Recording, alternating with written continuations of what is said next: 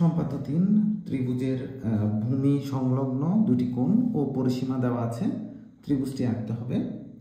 তো প্রথমে আমি ওই ত্রিভুজের পরিসীমা পি নিলাম আর দুটি কোণ এক্স কোণ আর ওয়াই কোণ নিলাম। তো আমি যে কোনো রশ্মি ভিএফ থেকে প্রথমে আমি যে কোনো একটা রশ্মি নিব,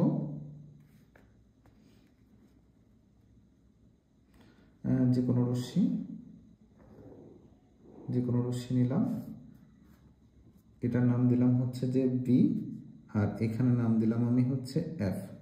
ভিএফ থেকে আমাকে যে পরিসীমাটা দেওয়া হয়েছে ওই পরিসীমা সমান করে আমি ভিই অংশ কেটে নেব। এই যে পরিসীমাটা দেওয়া আছে, পরিসীমা মানে হচ্ছে যে ত্রিভুজের তিনটে বাহুর যোগফল। আমি ধরে নিলাম এই পরিসীমাটা দেওয়া আছে, এই পরিসীমাটা এখানে নেব, এই এতটুকু অংশতে নেব। এরপরে বি বিন্দুতে এই যে আমার কাছে এক্স কোণ দেওয়া আছে, এই এক্স কোণের অর্ধেক নিব, অর্থাৎ এক্স কোণকে সমদ্বিখণ্ডিত করব। তাহলে এই এক্স কোণকে যদি আমি সমদ্বিখণ্ডিত করি, সমদ্বিখণ্ডিত কিভাবে করে? এই প্রথমে এই কোণের মাপটা নিব, নিয়ে এই কোণের মাপটা নেব, এই কোণের মাপটা নিলাম, নিয়ে যে কোনো একটা বৃত্তচাপ যে কোনো মাপে এখান থেকে বসিয়ে এখানে অংশ কেটে নিব। আর এখান থেকে যেন ওই বৃত্তচাপটা কাটা যায় ওইটা খেয়াল রাখবো যে একই মাপে। তাহলে এটা এক্স কোণকে, এই এক্স কোণের সমদ্বিখণ্ডক হয়ে গেল, অর্থাৎ এটা এক্স কোণের অর্ধেক। তো বি বিন্দুতে এক্স কোণের অর্ধেকের মাপ নেব। তাহলে আমি এখানে এই কম্পাসটা বসাবো, প্রথমে এই এক্স কোণটা নিব, নিয়ে এইখানে বিতে বসালাম। তো আমাকে তো এক্স কোণ নিতে হবে না, এক্স কোণের অর্ধেক নিতে হবে। কেন নিতে হবে সেটা একটু পরে বলছি। এই এক্স কোণের অর্ধেক নিলাম, নিয়ে এই বি বিন্দুতে এক্স কোণের অর্ধেকটা আঁকলাম। তাহলে এটার নাম দিলাম আমি হচ্ছে যে ভিজি।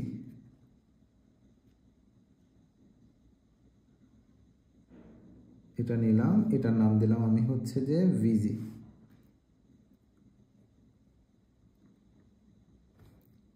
তাহলে এখান থেকে আমি কিন্তু ভিসি অংশ কেটে নিয়েছিলাম পরিসীমা ফি এর সমান করে।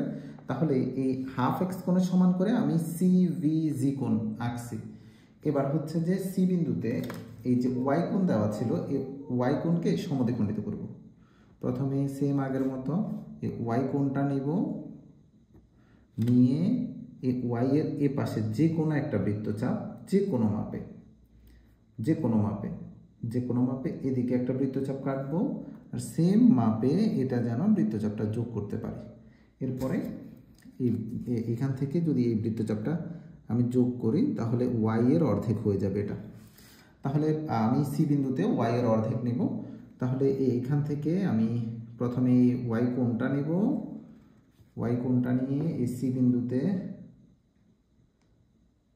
বিন্দুতে আঁকলাম। এবার ওয়াই এর অর্ধেক নেব, হাফ ওয়াই কোণ নিলাম, এখান থেকে এটা কাটলাম। এবার এই কোণটা আমি ধরে নিলাম হচ্ছে যে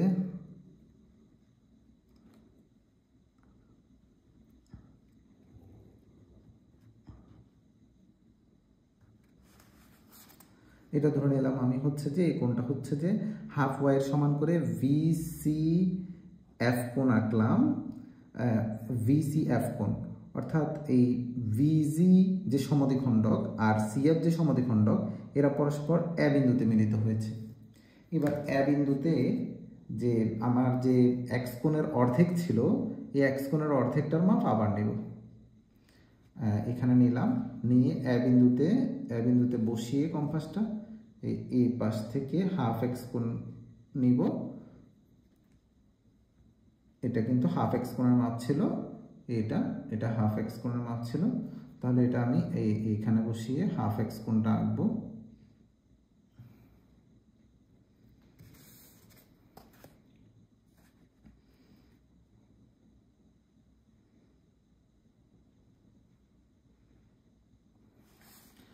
সেম হাফ ওয়াইয়ের মাপ নেব। এইখান থেকে হাফ ওয়াই কোণের মাপ নিয়ে আমি ধরে নিলাম যে হাফ এক্স কোণের মাপ নিয়ে আমি ভি এ ডি কোণ আঁকলাম। আর এখান থেকে হাফ ওয়াই এর সমান করে ওয়াই, এটা তো এটা হাফ ওয়াই ছিল, এই এতটুকু মাপটা ঠিক মতো নিচ্ছি, এতটুকু নিয়ে এখানে বসাবো, বসিয়ে এই পাশে আঁকবো। আবার ওই ওয়াই কোণের হাফ ওয়াই কোণের মাপটা নেব, এখান থেকে এতটুকু ছিল কিন্তু হাফ ওয়াই, তাহলে এই অংশটা কেটে নেব। তো হাফ ওয়াই এর সমান করে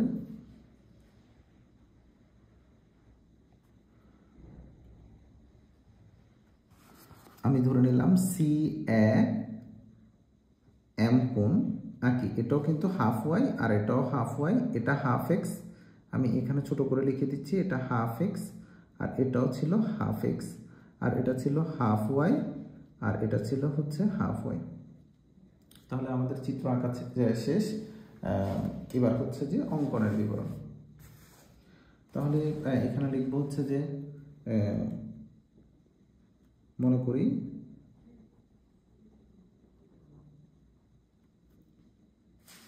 ত্রিভুজের পরিসীমা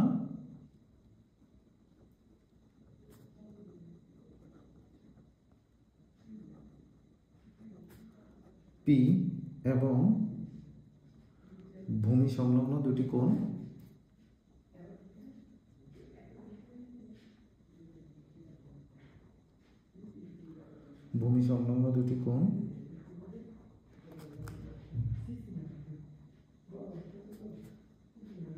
এক্স কোণ ও ওয়াই কোণ দেওয়া আছে।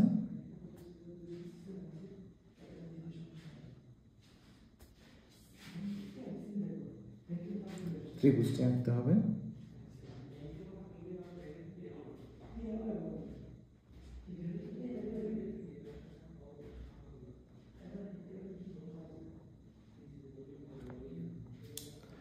প্রথমে আমি যে কোনো রশ্মি ভিএফ থেকে এটা অঙ্কন,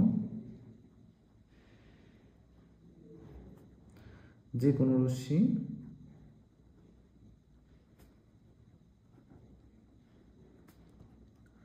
ভিএফ থেকে পরিসীমা পি এর সমান করে আমি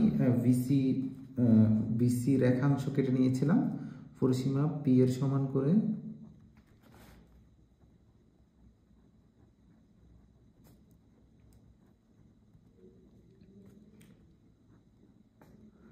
ভিসি অংশ কেটে নিই।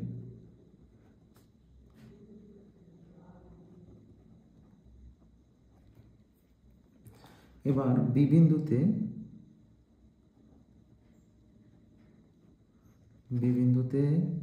হাফ এক্স কোণের সমান করে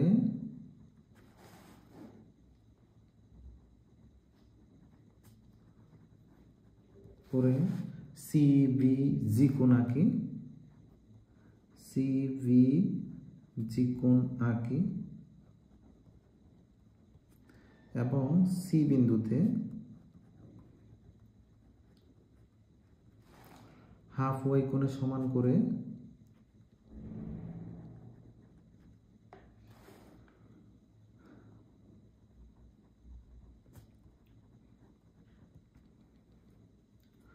VCF কোণ আঁকি।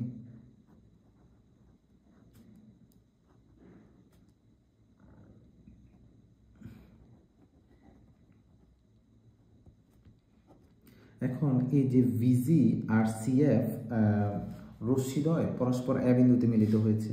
এখন ভিজি ও সিএফ রশ্মি এ বিন্দুতে ছেদ করেছে। এবার এই এ বিন্দুতে আমার হাফ এক্স কোণের সমান করে ভি এ ডি কোণ আঁকি। এ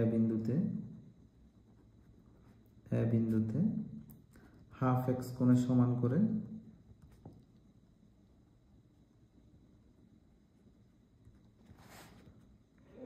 ভি এ ডি কোণ এবং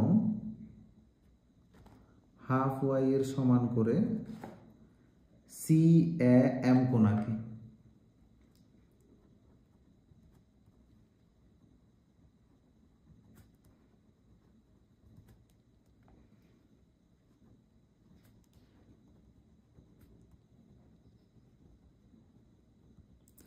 এখন এখানে আমার উদ্দিষ্ট ত্রিভুজ হচ্ছে যে এডিএম, কেন সেটা বলতেছি। সুতরাং এডিএম ই উদ্দিষ্ট ত্রিভুজ।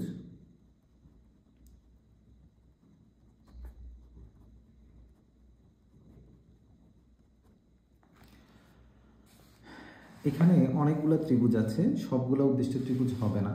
প্রথম কথা হচ্ছে যে ভিডি ত্রিভুজটা উদ্দিষ্ট ত্রিভুজ হবে না, কারণ আমাকে দেওয়া ছিল এক্স কোণ আর ওয়াই কোণ, কিন্তু আমি এখানে লিখেছি হচ্ছে যে হাফ এক্স আর এটা হাফ ওয়াই।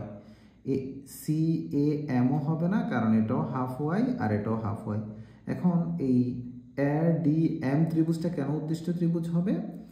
এই যে ত্রিভুজটা, এই ত্রিভুজের এই বাহুটাকে বলা হবে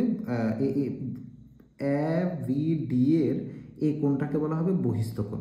আমরা জানি একটা ত্রিভুজের বহিস্থ কোণ অন্তস্থ বিপরীত কোণ দুইটার যোগফলের সমান, অর্থাৎ এই কোণটা হাফ এক্স আর এই হাফ এক্সের যোগফলের সমান, অর্থাৎ হাফ এক্স যোগ করলে এটা আসবে এক্স।